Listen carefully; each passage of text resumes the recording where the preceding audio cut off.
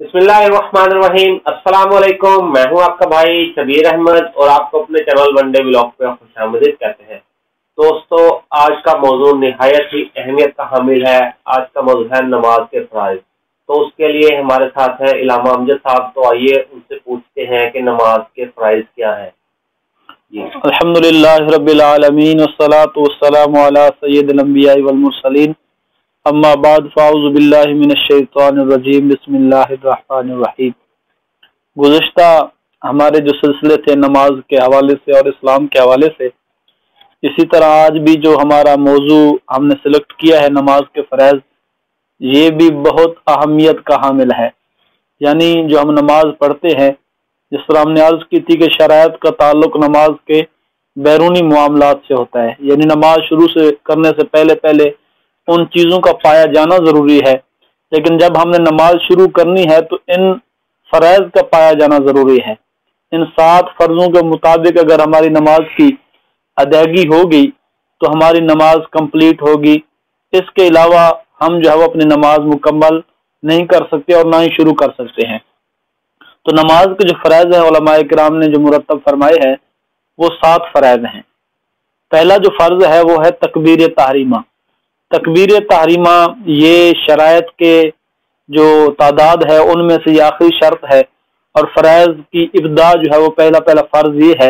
यानी अफ़आल नमाज से चूँकि ये मिली हुई है, बिल्कुल मुंसलिक है, तो इसको जो है वो फ़र्ज़ के अंदर शामिल किया गया है। तकबीर तहरीमा का मतलब ये होता है कि अल्लाह अकबर कहकर नमाज शुरू करना। यानी जब आपने नमाज शुरू करनी है उसके लिए जो आप अल्फाज इस्तेमाल करेंगे तो वो है अल्लाह अकबर के लफ्ज़। इससे बंदा नमाज शुरू करता है, चाहे वो अकेले पढ़ रहा हो या इमाम जमात करा रहा हो या आप इमाम के साथ मुंसलिक होंगे, तो आपने तकबीर तहरीमा कहना है। अब तकबीर तहरीमा अगर आप जमात के साथ नमाज पढ़ रहे हैं तो उसमें यह है कि इमाम साहब ने अल्लाह अकबर कहा और पीछे आपने अल्लाह अकबर कहना है। इसमें जो एहतियात करनी है वो ये है कि आपने जो लफ्ज़ अल्लाह अकबर कहा है वो इमाम से पहले ख़त्म ना हो जाए। यानी ऐसा है कि इमाम अभी कह रहा है अल्लाह अकबर, उसका कंप्लीट नहीं हुआ, आपने अल्लाह अकबर कह दिया, तो इससे आपकी नमाज शुरू ही नहीं होगी। आपकी जो लफ्ज़ की अदायगी है, आपका जो मतलब पढ़ रहे हैं वो आप इमाम के पीछे पीछे रहें, उसकी इक्तिदा में रहें। और इसी तरह लफ्ज़ अल्लाह अकबर में अगर आपने कोई गलती कर दी, अल्लाह को आपने अल्लाह कह दिया, अलिफ को लंबा कर दिया, या जो है वो अकबर को अकबार कह दिया, तो इससे भी नमाज जो है वो बातिल हो जाएगी, शुरू ही नहीं होगी। और दूसरा जो फर्ज है तकबीर तहरीमा का, अपने नमाज के फ़राइज़ का, तकबीर तहरीमा उसके बाद है क़याम, यानी खड़ा होकर नमाज पढ़ना।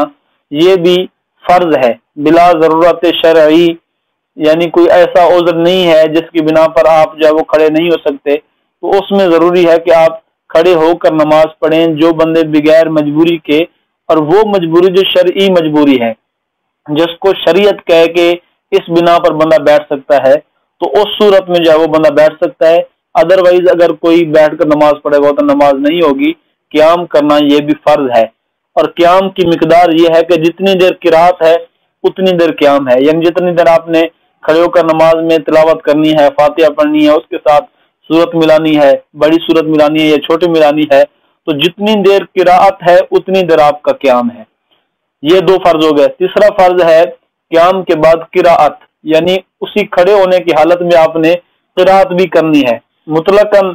यानी ओवरऑल जो है वो मुतलकन पूरी नमाज में जो रकातें हैं, पहली और दूसरी रकात जो फर्ज की है, इसमें सूरह फातिहा पढ़ना वाजिब है और इसके साथ एक सूरत मिलाना फर्ज है। यानी वो सूरत जो है वो 3 रकातें छोटी हों या एक बड़ी रकात, अपने बड़ी आयत इतनी हो कि जो 3 छोटी आयतों के बराबर हो, तो ये जो है वो आपने तिलावत करनी है। और मुतलकन जो है वो पूरी एक आयत पढ़ना ये फर्ज है। यानी फातिहा आपने नहीं पढ़ी, मुकम्मल एक ही आयत पढ़ दी, तो इससे आपका फर्ज अदा हो जाएगा। लेकिन चूंकि फातिहा पढ़ना वाजिब है तो इस सूरत में जो आपकी नमाज वाजिबुल इयादा होगी। यानी फर्ज के बंदा तर्क से जो वो नमाज होती ही नहीं। अगर आप नमाज के अंदर कोई वाजिब छोड़ देंगे तो नमाज वाजिबुल इयादा होती है, सुन्नत छोड़ दें तो उसके और मसाइल होते हैं। तो यूं जो है वो मुतलकन एक आयत पढ़ना फर्ज की पहली और दूसरी रकात में फर्ज है और साथ में सूरत फातिहा मिलाना ये जो है वो वाजिब है। तो ये हो गया हमारे 3 फर्ज, तकबीर तहरीमा, क़ियाम, किरात। चौथा फर्ज है रुकू। रुकू जो है वो ये नमाज के अंदर फर्ज है, हर रकात के अंदर फर्ज है। रुकू की जो कम अज कम मिकदार है वो ये है कि आप हाथ बढ़ाएं हैं, यानी खड़े हैं, आपने ना रुकू के लिए झुकना है तो आपके हाथ जो है घुटनों तक पहुंच जाए, यानी बैस बंदे झुकते हैं और हाथ आपके घुटनों को ना लगे तो इससे जो है वो आपका रुकू शुमार नहीं होगा। कम अज कम आपके जो हाथ हैं वो आपके घुटनों को लगे तो ये रुकू शुमार होगा।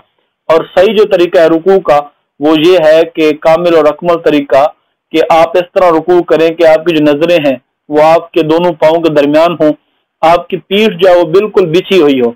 उलमा ने फरमाया है कि रुकू में आप इस तरह आपकी कमर सीधी हो कि अगर ऊपर कोई पानी का बना प्याला रख दे वो भी ना गिरे, तो बिल्कुल अच्छी तरह आपने कमर झुका के सर को जो है वो नजरें जो है वो दोनों पाँव के दरमियान हो, तो इस तरह जो है वो रुकू करना है।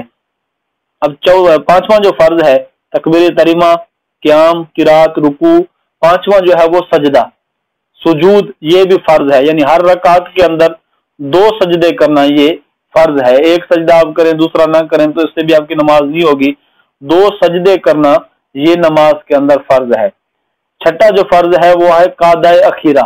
कादाए अखीरा का मतलब ये होता है कि आप जो नमाज पढ़ रहे हैं, चाहे वो 2 रकात वाली है, 4 रकत वाली है, या जो है वो वितर है तो 3 रकत वाली है, मगरिब की भी 3 रकत वाली है, तो इसमें जो हम सलाम फेरते हैं, सलाम फेरने के लिए जो हम आखिरी दफा बैठते हैं अत्तहियात में, इसको कहते हैं कादाए अखीरा। ये कादाए अखीरा जो है वो ये फर्ज होता है, यानी इतनी देर बैठना जितनी देर में अत्तहियात पढ़ी जाती है, इस मिकदार में बैठना फर्ज है। और अत्तहियात का पढ़ना वो वाजिब है और उतनी मिकदार का बैठना जो है ये फर्ज है। तो यूं ये 6 फर्ज हो गए।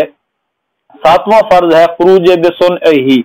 आमतौर पर हम ये कह देते हैं कि भी 7वां फर्ज है वो सलाम कह देना, ये भी दुरुस्त है, लेकिन असल मकसद है वो ये है कि खुरूज बिसुन्नही का माना होता है, खुरूज का माना है निकलना, यहाँ जो बा है इसका माना है साथ, और सुन कहते हैं अमल को, इरादे को। तो इसका मतलब ये हुआ कि आप अपने किसी अमल से बाहर निकल रहे हैं। पूरी आपने नमाज पढ़ी, ये नमाज एक अमल है, ये एक काम है शरई जो आप कर रहे थे, अब आप नमाज से जो बाहर होना चाहते हैं, शरीयत ने उसका एक तरीका मुकर्रर किया है। आप ऐसा नहीं है कि नमाज पढ़ रहे हैं, 5 मिनट 4 मिनट नमाज पढ़ी, आप वहीं छोड़कर चले गए, वो आपकी नमाज टूट जाएगी, नमाज नहीं होगी। तो शरीयत ने जो तरीका मुकर्रर किया है वो ये है कि आप आखिर में अत्तहियात बैठें, अत्तहियात पढ़ें, अपने दुरूद पाक पढ़ें, रब्बे जालनी पढ़ें, दुआ जो मासूरा है। उसके बाद जो नमाज से आपने निकलना है वो लफ्ज अस्सलाम के साथ निकलना है।